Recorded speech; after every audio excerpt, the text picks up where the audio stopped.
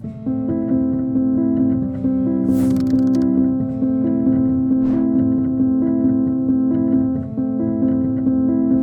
se trouve donc au pied de la préfecture du Château des Ducs, et devant la table d'orientation qui a été installée la semaine dernière.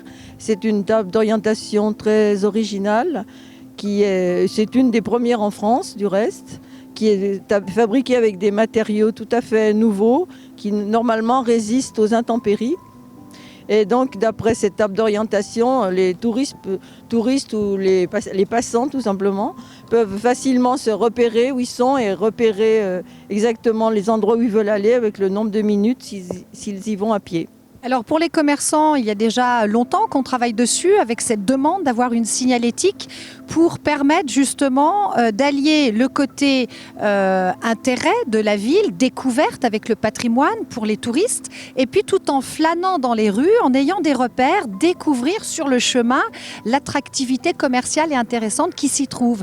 Donc pour nous, aujourd'hui, c'est une grande première, comme vient de vous le dire Michel, et on est heureux de voir cet essai, puisque c'est un essai avec une première table, une première signalétique, et dans quelques temps, il y en aura donc à différents endroits. Donc on est plus que ravis de cette initiative qui permet de donner une identité nouvelle à Chambéry avec un côté un peu plus connecté. La première signalétique se trouve à l'angle de la rue de Boigne et de la place Saint-Léger.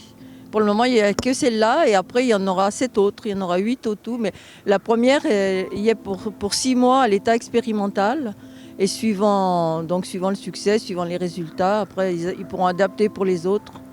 Et chaque panneau est interactif et se met à jour à distance, donc que ce soit un événement particulier ou une opération, donc tout peut se mettre à distance, à jour. Ce qui est très intéressant, c'est que vous avez un petit banc installé avec une prise de connexion qui permet à chacun de s'installer, de découvrir les indications et d'en profiter pour recharger son portable.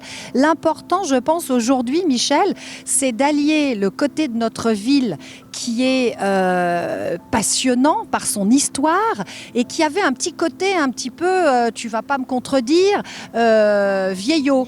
Et on parlait depuis très longtemps de réveiller cette ville, et ces moyens techniques, je pense, permettent de donner envie et de donner cette identité numérique intéressante. On l'a vu quand la table d'orientation a été installée, instantanément les gens sont attirés dessus, et ça va permettre à Chambéry de montrer qu'elle se réveille, et qu'elle se réveille avec des moyens aujourd'hui qui sont actuels, sans du tout perdre ce côté qui fait son identité, son patrimoine.